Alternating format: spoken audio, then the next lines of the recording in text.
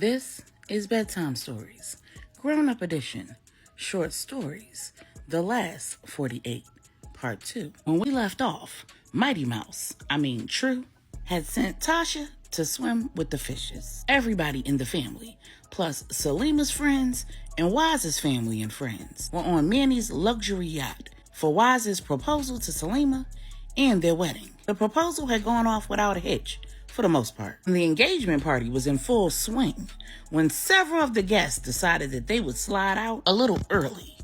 And that's where we are, waiting for Phil to find Uncle Manny so that he can find Alejandro Garcia, Big Wood's second cousin and the head of the newest family in the Notorious Five, the Garcias, out of Colombia. When Alejandro finally arrives to the dining room on the lower deck, Big Wood asks to meet the woman who Alejandro brought with him to the proposal and wedding. And Alejandro tells Big Wood that he already knows her. And before he can say more, True and Rennie return. Rennie says, "What did we miss?" And Big Wood says, Alejandro was about to tell us about his date. And Alejandro says, "Lil Dro, can we talk in private?" And Wood says, "It's Big Wood. Woody or Wood.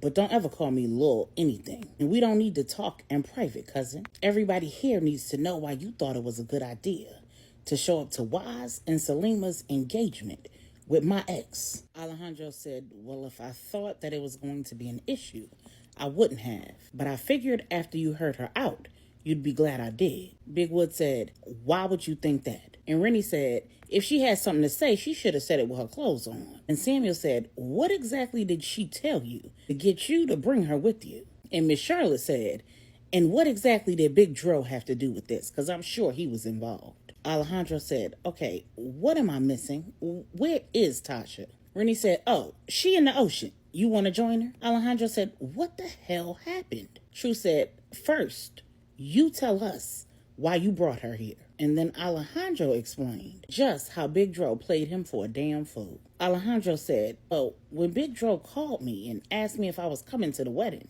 I told him that I was, so clearly he already knew about it." Samuel said he knew that his daughter was coming to a wedding here in Miami, but he didn't know whose wedding it was. Alejandro said, "Well, I was definitely under the impression that he knew everything. He said that his daughters were coming and he wasn't invited for obvious reasons. He asked if I was coming. He said he knew I'd be invited since I was a part of the Notorious Five now." Miss Charlotte said, "Now, one thing about Big Dro is he know how to talk that game. I would have thought he knew too if he said those things to me." Samuel said, "Right, but you're not the head of a notorious family." Alejandro said, "Well, I didn't then provide him with any information about the function. I asked him what it was that he wanted, and he asked me if I had a date. When I told him that I didn't, he asked me if I could take his soon-to-be daughter-in-law." True said, "This nigga." And Alejandro said, and when I asked him what he was talking about, he explained that Tasha was Big Wood's first love, the woman that he always went back to. True and Rennie looked at each other and rolled their eyes. Alejandro continued saying, "And then he told me that she had 2 children, and the youngest was his grandson." Then everybody stared at Big Wood. Big Wood said, "That's ridiculous." Alejandro said, "Yeah, he said that you weren't aware, that Tasha had been trying to reach you to let you know that the man who she thought was her son's father turned out not to be his father, and that meant you are his father." Miss Charlotte said, "Oh my God." Big Wood said, "Don't get your panties in a bunch, Ma. It ain't even possible." True said, "How do you know?" Big Wood cut True off in the middle of her sentence and said, "Lil' mama, I know where I've been and who I've been with. I ain't been with her. When I was done with her, I was done with her.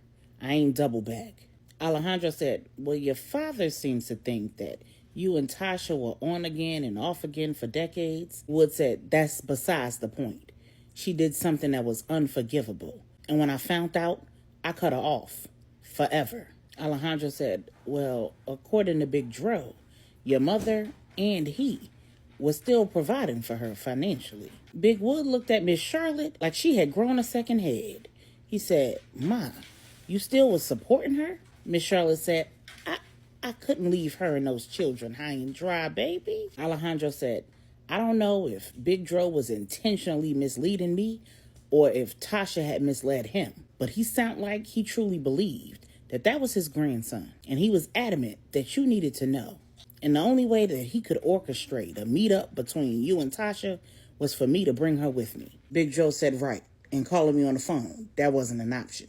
Miss Charlotte said, maybe he felt like he couldn't talk to you. Big Wood asked, did he know that my sisters were in the wedding? And when Alejandro said yes, Miss Charlotte said, so if he thought that it was my wedding, Tasha showing up here wouldn't necessarily have ruined it.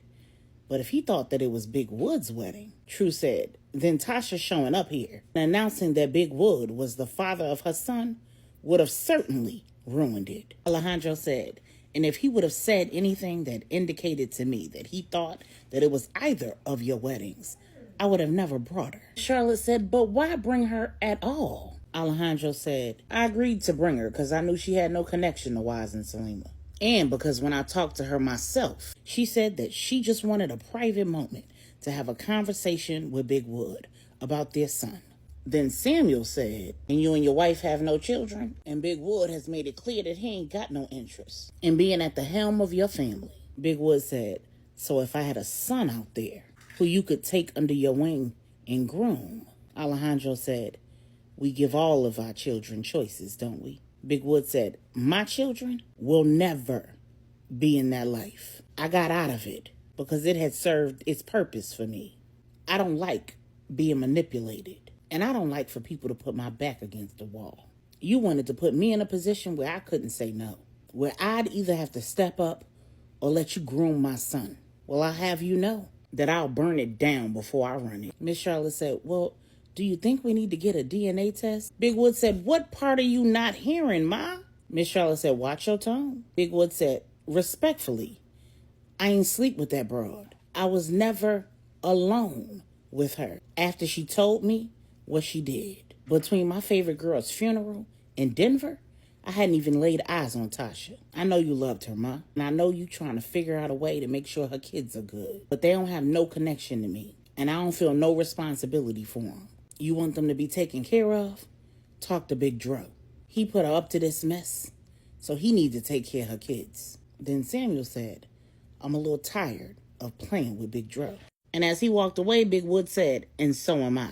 Then Samuel looked at Alejandro and said, since you brought Tasha here, you're responsible for any questions that might be asked about what happened to her. And you're also responsible for ensuring that not a single soul on this boat is questioned about it. Now you and I need to go find the captain to make sure that we're not sharing these waters with any vessels that may have any witnesses to what just happened to Tasha. Then Alejandro said, if at all possible, can I sit down with Big Dro? And Samuel said, there isn't anything left for you to talk to him about. True said, well, somebody needs to talk to him. Because if he conspired with Tasha to get on this ship and spy on us, who knows what other stunts he plans on pulling. And whatever they were really up to may not have worked this time. But that doesn't mean he's going to stop there. Then Samuel and Alejandro headed to find the captain, and everyone else headed to their respective cabins. Well, everybody but True. In the captain's suite, Selima and Wise had been moved on. They were enjoying their last night as single people, and they were not letting any superstitions about not seeing the bride before the wedding interrupt what they had going on. They was getting it poppin'. And in Stephanie and Corey's suite, Corey had come back from checking on Maribel after sharing just how concerned he was about Maribel without sharing her personal details. The two started debating the necessity of all four women beating the snot out of Tasha, and the necessity of True throwing that woman off the boat. When Stephanie said, now that I think about it, I'm going to have to handle Kim permanently, because I can't have her popping up and showing up whenever and wherever. Now, I get that Big Wood was actually in a relationship with Tasha off and on, but that been over for years. So if she could do some mess like this, what could Kim do? Corey said, okay, I don't really need you to be thinking like that right now. Stephanie said, then give me something else to think about. Corey said, I haven't checked back in with God to see if this is fornicating or not. Stephanie said, well, if what you said to Kim was true, that we might be divorced on paper, but we still married in the eyes of God, then it can't be fornicating. But if you do anything with her, that'll be committing adultery, won't it? Corey said, can we not talk about Kim anymore? Can you promise me that you will trust that I am exactly who I say I am all the time? It's never been out of sight, out of mind with me. Stephanie said, "You right. And God wanted me to see that. And if you worried about fornicating, then maybe we should get remarried." Corey said, "You jumping the gun. I definitely need to hear from God on that one." Stephanie said, "Well, until then, let's act like newlyweds." In Angela and Q's cabin, they'd slipped out too. But their cabin wasn't on the same side as all the commotion, so they had no clue what had all transpired. Q is trying to wait patiently for Angela to finish unloading all of her worries about everybody, from Corey and Stephanie to Regina and LJ to Donovan, Maribel, and Rennie, so that they can take advantage of a second kid-free night in a row. After a while, Q got up off the bed while still saying, "Is that right?" and walked over to the light switch and turned it off. Angela said, "Babe, I was still talking." Q said, "Yeah, I know. But you done now, love. I don't want to talk about them no more. I don't want to talk at all. The only sounds that I want to hear coming from your lips are moans and groans. And I want to hear them cheeks clap too."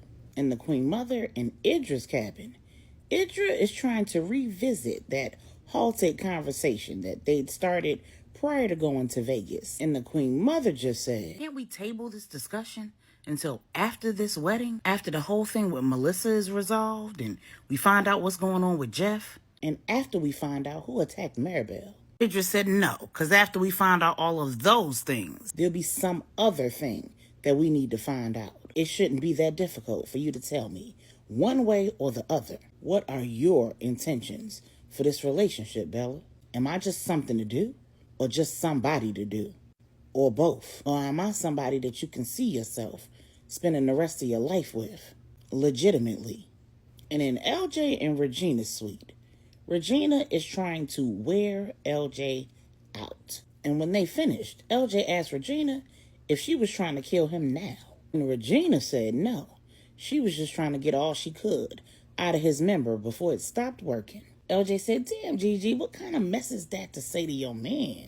Regina said, "Oh, the kind of mess you say to a man when he needs a reason to keep fighting." Now, I've been trying to focus on what you said you wanted to focus on. But you keep making snide remarks about dying. And I've already told you that I don't like them. But if you're going to keep on making them, then I'm going to keep making comments about the functioning of your prostate. LJ said, all right, I'm going to stop with the morbid comments. Regina said, good. LJ said, and you're going to... Regina said, oh, I'm going to get a vaginal rejuvenation.